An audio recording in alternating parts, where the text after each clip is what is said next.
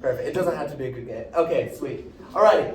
Well, here we are in the midst of this class that we've been studying in summer of 2019. This idea of how far I'll go. When we're discussing this idea, we're looking at this story of Joseph. And what I want us to do is go ahead and open your Bibles to Genesis chapter 39.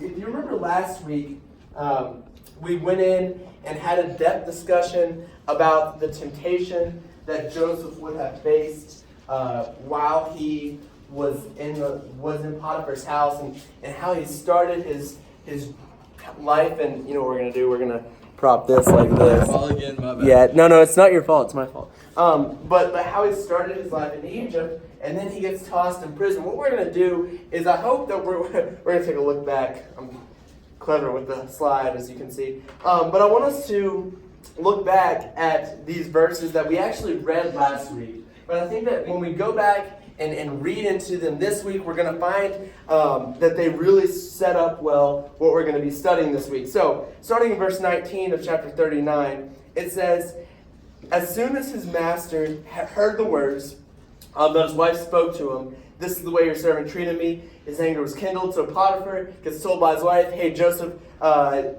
came to me and all that stuff." He's mad. And verse 20, "So Joseph's master took him and put him in the prison, the place where the king's prisoners were confined. And he was there in prison. But the Lord was with Joseph and showed him steadfast love and gave him favor in the sight of the keeper of the prison." Now, what I want us to discuss tonight, and what we kind of ended our discussion with last week, was this idea of sometimes we get thrown in prison. And sometimes we get this idea we're tossed in prison in our world today, where either our friends reject us, or we are finding ourselves getting left out of things, or we're mocked for certain situations. And we find ourselves in situations where we might, because we stood up for Christ, because we did what was right, because we chose the right path, we find ourselves in a place where he might not want to be. And we discussed it because Joseph did all the right stuff. He was honest. He didn't do anything wrong, but somebody lied, defaced him, and here he is getting tossed into prison. And it's kind of interesting when I read this story, and I read verse 21 right here, and it says that the Lord was with Joseph and showed him steadfast love. What I see when I read this passage is like, man, maybe I should be pumped to get ridiculed. Maybe I should be excited to get tossed into prison. A lot of you will probably know this verse in 1 Peter 3. But what I want us to do is read in 1 Peter 3, and maybe you haven't heard it, but these passages like this are scattered all throughout the New Testament. And in verse 14 of 1 Peter chapter 3, or starting in verse 13, it says, "Now who is there to harm you if you are zealous for what is good?" So who's going to harm you? "But even if you should suffer for righteousness' sake," so if you suffer for what is right, "you will be blessed, having no fear of them, nor be troubled." In 1 Peter 3, it says, by the way, if you get persecuted for doing what's right, be pumped about it. We read that in James a few months ago when we were studying in James. But here we're studying in this instance, and we read this verse, and it's like, oh, by the way, if you're suffering because you're being righteous, that's a good thing. And I think that's the base of the idea as we lead up tonight, because tonight what the story is that we're going to be reading back in Genesis 39 is we're going to be sitting, or really in chapter 40, is we're going to be reading the story of Joseph sitting in prison, where Joseph is sitting here, he's enduring this time in prison, he's enduring a time when he's put into suffering. But the problem is, if we have this class time tonight where we're going to sit here and go through this discussion and go through this conversation, it will be a time when you guys will take no application from it, and you won't gain anything from it if we ourselves are not sitting in prison. If we find ourselves and look at ourselves and we're out and we're free roaming in the world, and like we've done nothing in order to be a people that gets tossed in prison for our faith, I'm not sure how well this lesson is going to apply to us tonight. In reality, we may actually need to be in prison. And we look at this guy, Joseph. This guy who we studied his story. And he's been tossed in prison for no good reason. And this week I want us to continue to read this story and continue to draw different ideas from it as we continue to go on in the life of Joseph. If I didn't say it already, the song that we're going to be kind of basing this on tonight from the movie Moana is You're Welcome. What can I say except you're welcome? Now he sings it. It's a total jam. Keep that in your mind, like the lesson title. I guess you don't have to. As we go on tonight, we'll really get closer to it at the end of the lesson. But let's read starting in verse 22 of Genesis 39. I'm sorry, I should have told you to keep your hand there when we flipped over to 1 Peter. It says, "And the keeper of the prison put Joseph in charge of all the other prisoners who were in the prison. Whatever was done there, he was the one who did it. The keeper of the prison paid no attention to anything that was in Joseph's charge because the Lord was with him, and whatever he did, the Lord made succeed." And then we get back to this idea of, we discussed this last week. Remember this? When Joseph was in Potiphar's house in chapter 39, when he was a slave, when he was placed in another bad situation, the man who he was a slave to was like, you're awesome, so you're going to be in charge of everything. And Joseph really rose in power in that house. He rose to become more than a slave. He was no longer a guy who was looked at as a slave, but somebody who was in charge. And so here he is, he's locked up in prison, and we get this other situation where once again he's raising up and gaining respect, but this time he's still in prison. He still is not free man. And we hit on it a little bit last week, and it's a super basic idea, but why was Joseph successful here? And once again it states, because God was with him. There's that simple idea that Joseph is successful. Why? Because the Lord was with him. And it's this idea that just keeps reoccurring over and over and over again.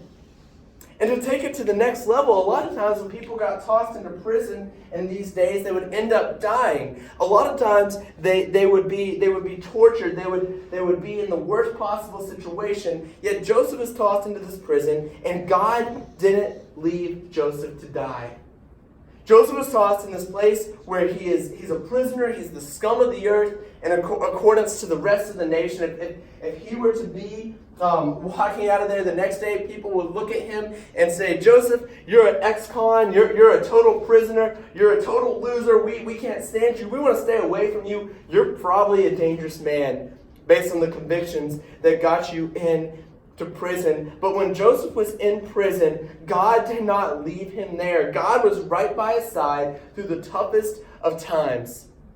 And I know that these ideas are not new to you guys, most likely. But when we're sitting here and we're studying the story of Joseph, and we're looking at this story, and Joseph goes into prison and he's in a tough time, to have God by your side, to have God have his hand on you, like it says what was taking place with Joseph, sounds pretty great.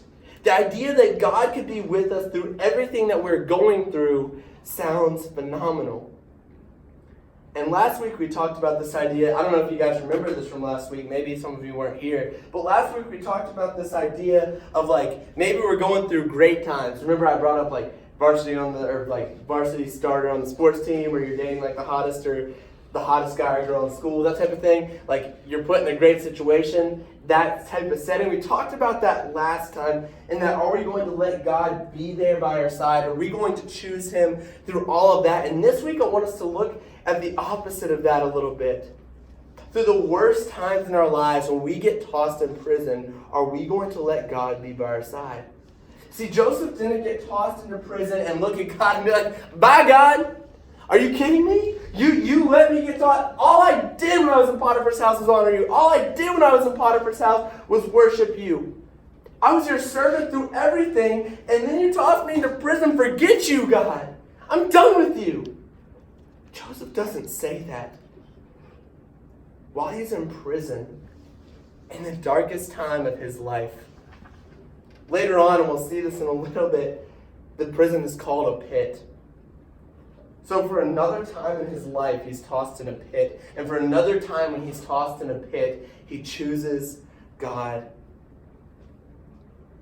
And the tough thing is that so often when we find ourselves getting put in an awful situation, when we look at ourselves and we're in a situation where we're like, man, that is not a good situation. That is awful. I hate the situation I'm in. Our first reaction is to feel like God has done us wrong. Our first reaction is to ditch God. And maybe it's not a major reaction. Maybe it's to rebel a little bit more often and to do a simple thing here or there. Maybe you're sitting there and you're like, oh God, you're going to bring this at me? Well, watch this. Watch me drop a little bit of sin into my life. Watch me sin a little bit more than I ever used to. Watch this. Watch me be this type of person in the world.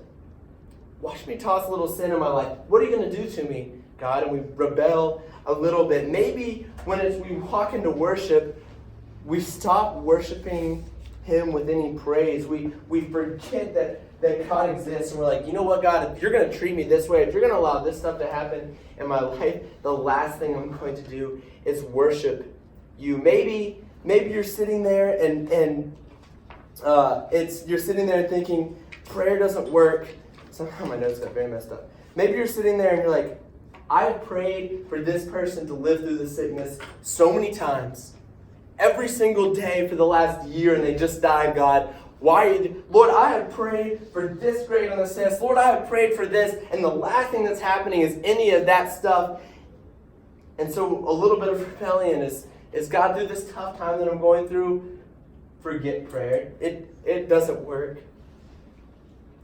What is it that we do to ditch God when we're put in a bad situation? Because when I read the story of Joseph, and I don't say like we ditch God, I say that because like I hope not all of us have been there, but like I can look at times in my life when I've been at a point where all of those things have mattered, where all those things have been something I have thought and I've felt, and I wanted to just sit there and say, no, God, I'm not listening to you in this moment. I don't care about what you're saying in this moment. But then we have to come back and look at the story of Joseph and the basic idea that if we stick with God, He's going to stick to us. And even through the toughest times, God is going to be by our side if we just stick with Him. Do we find ourselves enslaved to sin? With God by our side, we can beat it. Is there a lot of strife in your home, and you look at your home life and you just have constant fighting among your parents or your siblings, and that might be yourself, are constantly fighting? Stick with God. At school, do you find yourself surrounded by people who are constantly mocking God, or by a group of people who has chosen that lukewarm lifestyle, and all they're trying to do is pull you in and have you be a part of that lifestyle? Stick to God, and He will be with you. Whatever it is that we're struggling with, if we stick to God, He is going to be with us. And the coolest part about this story of Joseph is that it doesn't end with him getting tossed into prison. Let's keep going in chapter 40, verse 1. Sometime after this, the cupbearer of the king of Egypt and his baker committed an offense against their lord, the king of Egypt. All right, so they did something wrong. Pharaoh was angry with them, the chief cupbearer and the chief baker, and he put them in custody in the house of the captain of the guard in the prison where Joseph was confined. The captain of the guard appointed Joseph to be with them, and he attended them. So he was serving them. They continued for some time in custody. One night they both dreamed, the cupbearer and the baker of the king of Egypt, who were confined in the prison, each his own dream, and a dream, each dream with its own interpretation. When Joseph came to them in the morning, he saw that they were troubled. So he asked Pharaoh's officers who were with him in custody in his master's house, "Why are your faces downcast today?" Have you guys ever noticed that little phrase that Joseph asked them? See, when Joseph was in a dark time in his life, Joseph continued to care about other people's feelings and emotions. When Joseph was at a dark time in his life, he continued to care about other people's feelings and emotions. Think about where Joseph is in this moment. Joseph is in prison. He's serving other prisoners. He's in a time when really he doesn't have a whole lot going for him. The best thing that's happening to Joseph right now is that the captain of the guard in the prison likes him. He's a guy who essentially has the warden in his pocket, right? But he's a guy who, that's the best thing. He's still sitting in prison. He's at a bottom point in his life. And here are two guys from the court of Pharaoh. They get tossed in prison because they make the most powerful person in the world angry. And so they get tossed into prison, which, by the way, they were on the court of Pharaoh, which means they would have been good friends with Potiphar, Joseph's former owner, that tossed him in prison. And here he is, they're prisoners together. Joseph is being forced to serve them. And he took the time to notice they were hurting. He took the time to say something when he noticed that people were hurting. He took the time while he was struggling to check on others who were struggling. And I look in our lives and I think about times when I've struggled, and maybe you can think about times when you are struggling, and the last thing that we do when we're struggling is walk into a situation and look at somebody else and look at them and say, you know what, today you look like you're hurting. Today I want to help you. What is wrong? How can I be of service to you today? And the sad part is that a lot of times it's not even when we're on the bottom of the earth, at the bottom of the prison, when we're sitting there in our deepest, darkest moments, that we don't care if other people are hurting. Sometimes we're sitting on the top of the world. We're literally at the highest point in our life. We feel better about ourselves than we ever had before, and yet we sit there and we don't care that when we walk into a room, somebody is sitting there looking upset, and we walk past them and don't care and ignore who they are and don't care to check and see if they're okay. See, the side of God that's loving, which is like the main side of God, by the way, is so often left out of our lives because it's the toughest part by far to live through.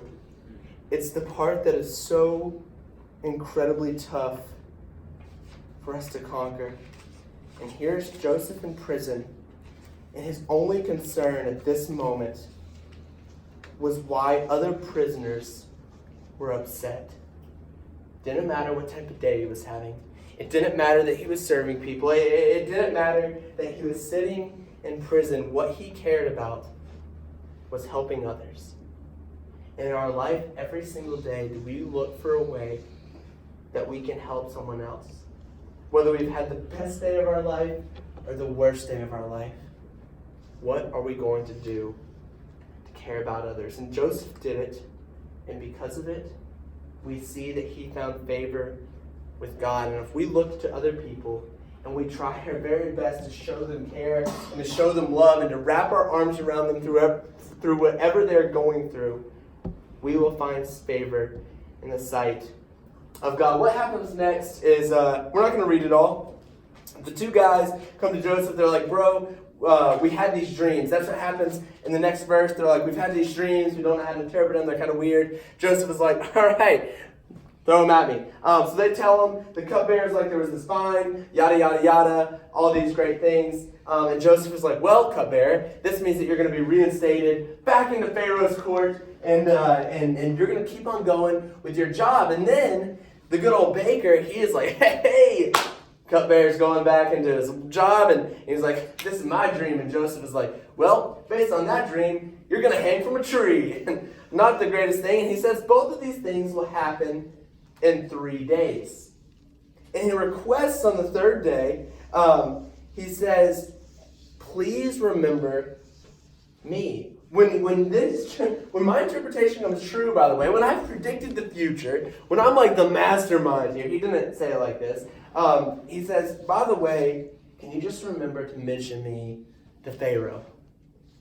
And then the third day comes, the guys get out of prison, Baker goes and hangs and dies, and the cupbearer is like back in charge of the cup. All these great things take place, and it says in verse 23, yet the chief cupbearer did not remember Joseph, but forgot him. What a jerk, right? He forgets him. All right, so we're going to come back to Genesis chapter 41, verse 1. I want us to go back to reading it. It says, after 2 whole years, Pharaoh dreamed that he was standing by the Nile.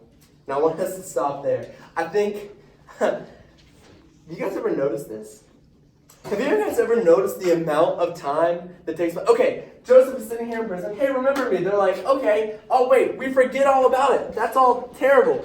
And normally we're like, a few weeks, a few months later, Pharaoh goes ahead and has his dreams and all that wonderful thing take place. But what we so often don't realize, and I read this story at least, or I never read it or realized it until I was reading it through, is that Joseph sits in prison not for another week, not for another month, not for another year, but 2 whole years. 2 years later, after this story with the cupbearer and the baker takes place, Joseph is still sitting there in prison, still living his life, doing all the servant things in prison. He's still at this lowest point in his life, absolutely at the dumpster point of his life. It's been 2 full years since this story has taken place. 2 years ago, Amelia and I were interns at Graymer and had been dating for like 2 weeks.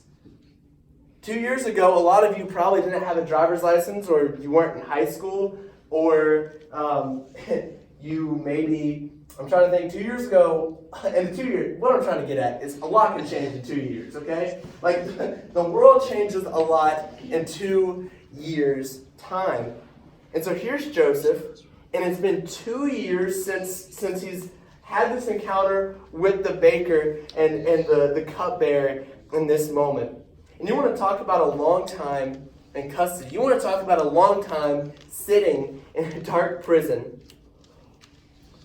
But the thing that is so cool about Joseph is that his faith did not waver. You don't think he woke up each morning and fell on his knees and said, Lord, please be the day that I get to get out of this prison.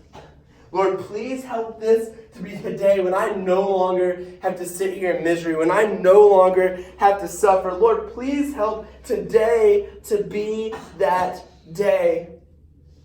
Yet he stayed strong. His faith didn't waver, and he didn't let his time in prison distract him from God. And I want to ask us tonight is how often do we sit there and we say a prayer or we read a scripture or we ask God for something and it takes longer than a day or a couple weeks or a couple months or a year, and because of that we get so frustrated by God. We get back to this point where we were before, when we might be angry at God and we might sit here and say, God, what are you doing right now? I asked you for this. I'm tired of waiting. I'm out of here, God. And we still show up at church and we might still be around and we might even still smile and we might even not live a sinful lifestyle outside of church. But in our hearts, we've forgotten that the creator of the universe is supposed to be the center of our lives because we're frustrated with him because he has taken too long. And yet we look at a guy like Joseph who sat in prison for 2 years after he saw the rescue boat. After he saw the opportunity to escape, and he probably thought, this is it. All I have to do is tell these guys what's going to happen. And they're going to say to Pharaoh, hey, this is amazing this happened, by the way, because there was a guy in prison and he totally predicted it. He told us our dreams. We got to get this guy, but you got to meet him. He's awesome. And Joseph was probably sitting there thinking, this is my opportunity. He's probably sitting there praying, Lord, help this to be my opportunity to get out of prison. And it goes through all of these things. And as soon as he's sitting there, he has 2 more years. I'm going to say after the second year, as the second year was coming to an end, I'm going to say that in his heart, a little of him was probably thinking, the chances of me getting out of here are slim to none. Yet he's stuck with God. In my life, am I going to be patient and let his will play out? Because I think we all have questions or situations where we're questioning God, when we need to be patient. and let his will play out. Pharaoh then has a dream, which, by the way, this is the slide I chose. Totally regret it. I was Googling some stuff. There's a picture of Pharaoh sleeping, and it's very awkward. And I was seriously like, that's going to be such a distracting picture the entire time. Like, we'll not even have a good discussion. So Pharaoh has these dreams. Some fat cows are sitting there grazing by the river. Then some skinny cows, oh, look at that, skinny cows, get up and they're like, hey, fat cows, and gobble them up. And then there's like this big, great wheat. And then there's like this terrible little wheat, and the little wheat goes and gobbles it up, and Pharaoh's like, what's this mean? We have no idea. This is 2 years later, remember? And the cupbearer's like, by the way, I totally remember when you tossed me in prison? Don't remember that, actually. But what happened when I was in prison is like there was this guy, and he told me exactly what's going to happen based on my dream. You should call him right now. That would be a fantastic thing to do. So that goes on, and Pharaoh is like, ooh, this guy sounds fascinating. So we get to verse 14 of chapter 41. It says, then Pharaoh sent and called Joseph and quickly brought him out of the pit. And when he had shaved himself and changed his clothes, he came in before Pharaoh. And Pharaoh said to Joseph, I have had a dream, and there is no one who can interpret it. I have heard it said of you that when you hear a dream, you can interpret it. Verse 16 says, Joseph answered Pharaoh, it is not in me. God will give Pharaoh a favorable answer. Guys, when Joseph was given credit, he immediately gave the credit to God. When Joseph was given credit, he gave the credit to God. He understood he wasn't great. He understood that he was not anything without God. And how often do we have an opportunity to give God the credit and we just fail to do so? We have an opportunity where somebody looks at us and they're like, man, you're awesome. But like in our hearts, we're like, that was all God. And yet we fail to do it. We fail to give God the credit. How often do we sit there and I say this. I think about a guy, my youth minister growing up, and I know like there are other people in here who had him as a youth minister growing up. But something that was so cool about him when he got to the congregation where he grew up, when he got there, the youth group was probably like 50 or 60 people. Within the first 3 years, the youth group had grown to 150 people. It was a huge increase. And people would walk up to him and be like, man, Philip, like, you're doing awesome stuff. Like, you're doing incredible things here. Your programs are awesome. Like, what you're thinking of and the retreats and the camps and all this stuff, like, it's awesome. And look at that growth, Philip. Like, you're doing an awesome job with it. And something that he always did so well of is that anytime it was something that was growth or anything spiritual, his response was always, that's God. No, you're saying that like I've helped this youth group grow. No, that hasn't been me at all. No, in fact, that has been God who has helped the youth group grow. And I want to ask us the question is, when do we give credit to God? So do we give him credit when we make a good grade on a test because a prayer of thanks could acknowledge this? Or do we give credit to him when we get somewhere safely? And I think about a story in my life. I had a friend over to play, and I was like 12. And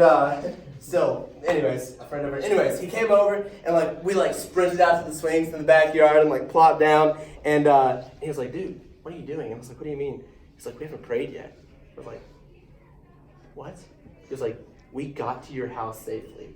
We should offer God a prayer of thanks. And I was like, you're giving God credit for something. Like, that was super cool to me. Do we give credit for him when we get to him, when we just do the little things in life? Because you look at a guy like Joseph, a guy who's truly a servant of God, and he gave all the credit to God. Joseph didn't look at Pharaoh and say, you're welcome for what I'm about to do. He looked at God and said, thank you.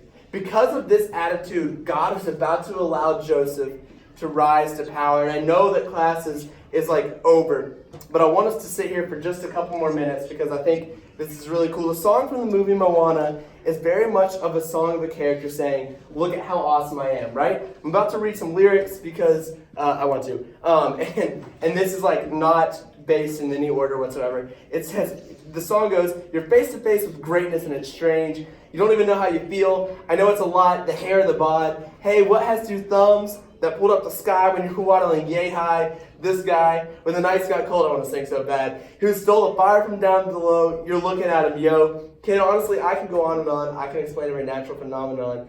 He says, the tide that crashed the ground. Oh, that was Maui just messing around. Really, that song is just talking. I just realized that as I'm doing it.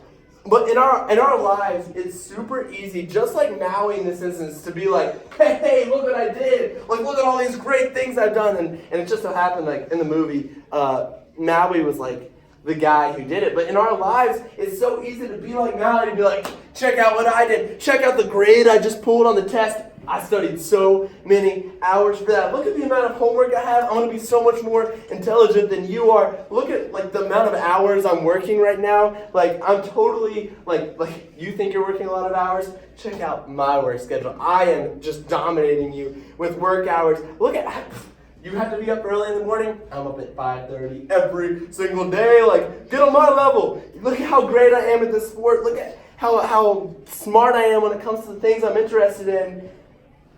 And we can go on and on and on about the things and take credit for them and sit in it by ourselves and sit there and say, I am awesome at all these things. But what we have to realize is we have to stop saying, look at me, because God never commands us to say, look at me. God says, look at me and say thank you to me for the power that I am in your life. Let's go ahead and stand up, circle up, and we'll say a prayer to close.